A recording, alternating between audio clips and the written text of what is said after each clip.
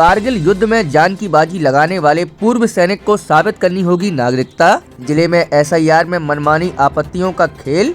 हवलदार अब्दुल मुख्तार के पिता 1971 और दादा 1962 युद्ध के रहे योद्धा। खबरों के प्रायोजक है महारानी फैशन क्लब, जहां आपको मिलेंगे फैंसी व ब्राइडल लहंगा, साड़ी, सूट उच्च क्वालिटी के साथ। पता जैन मंदिर के पास, बड़ा बाजार रोड, पटना।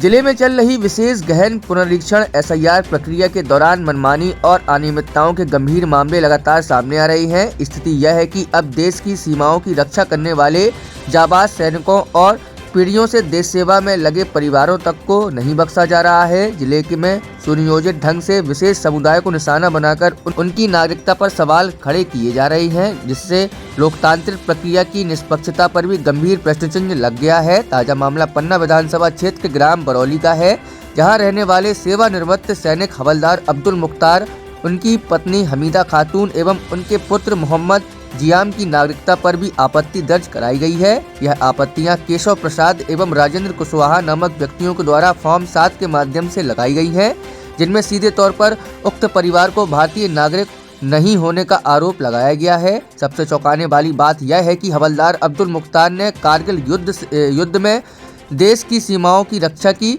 वह अपनी जान की बाजी लगाकर वह देश की रक्षा करते रहे। इतना ही नहीं, यह परिवार पीढ़ियों से देश सेवा करता आ रहा है। हवलदार अब्दुल मुख्तार के पिता अब्दुल सत्तार ने 1971 के भारत पाकिस्तान युद्ध में हिस्सा लिया था। वहीं उनके दादा अब्दुल रज्जाक 1962 के भारत चीन युद्ध के योद्धा रहे हैं। देश सेवा की परंपरा यही नहीं थमती। परिवार की चौथी पीढ़ी से आने वाले मोहम्मद फिरोज वर्तमान में भारतीय सेना में सेवाएं दे रहे हैं।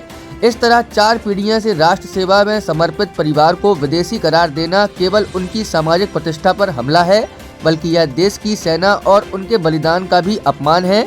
इसके बावजूद आपत्तिकर्ताओं ने बिना किसी ठोस आधार, जांच या दस्तावेज के सीधे तौर पर उनकी नागरिकता पर प्रश्न चिन्ह खड़े कर दिए हैं। ग्रामीणों और पीड़ित परिवार का आरोप है कि जिले में इस तरह की आपत्तियां विशेष रूप से मुस्लिम समुदाय को निशाना बनाकर लगाई जा रही हैं। न तो आपत्तिकर्ताओं द्वारा किसी प्रकार की पृष्ठभूमि जांच की गई है और न ही कोई ठोस कारण प्रस्तुत किया गया है। केवल नाम देखकर लोगों को विदेशी घोषित किया जा रहा है, जो साफ तौर पर सुनियोजित साजिश की ओर इशारा करता है।